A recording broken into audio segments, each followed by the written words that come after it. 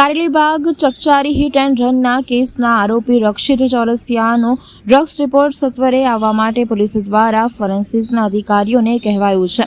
કારેલીબાગના આમ્રપારી complex પાસે ગત તારીખ 13ના રોજ રક્ષિત ચોરસિયાએ ફૂલ સ્પીડથી કાર હંકારી 3 વાહનોને અડફેટે લીધા હતા અને 8 જણા ફંગોળાઈ ગયા હતા, જેમાં હેમાલી પટેલ નામની મહિલાનું ઘટનાસ્થળ પર જ મોત થયું હતું, જ્યારે 7 જણા હજી સારવાર હેઠળ છે।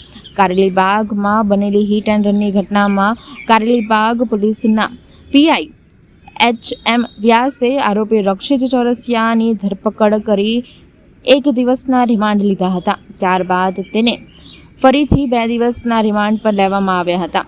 ગત રોજ રક્ષિતના રિમાન્ડ પૂરા થતાં તેને પોલીસને કિલ્લેબંધી વચ્ચે કોર્ટમાં રજૂ કરવામાં આવ્યો હતો। હિટ એન્ડ રનની ઘટનાના આરોપી રક્ષિત ચોરસિયાના રિમાન્ડ પૂર્ણ થતાં કોર્ટે તેને જ્યુડિશિયરી કસ્ટડીમાં મોકલી આપ્યો છે। મેં વિથ પ્રોસિક્યુશન તરફે વકીલ પત્ર ફાઇલ કરેલું છે। એમાં જે ગુજરનાર બેન હતા હેમાલીબેન, એમના સગા બેન તરફે આજે વીપી ફાઇલ કરેલું છે। ગંભીર પ્રકારનો ગુનો છે અને ગંભીર પ્રકારના ગુનામાં કોઈ પણ પ્રકારની બેદરકારી ચલાવી શકાય એમ છે નહીં। આરોપીએ જે પ્રકારનું કૃત્ય કર્યું છે એ ઘણું ગંભીર છે। જે રીતે એને એક્સિડન્ટ કર્યું છે ને જે રીતે એક્સિડન્ટ કરી અને એક બેન જે એક્સપાયર થઈ ગયા છે અને બીજા જે એમના હસબન્ડ છે હાલ સિરિયસ છે, એટલે એમને સખતમાં સખત સજા મળી રહે એક આશયથી અમે આજે વીપી ફાઇલ કરેલું છે અને એ રીતે અમારો ઓબ્જેક્શન પણ અગાઉ ફાઇલ કરીશું।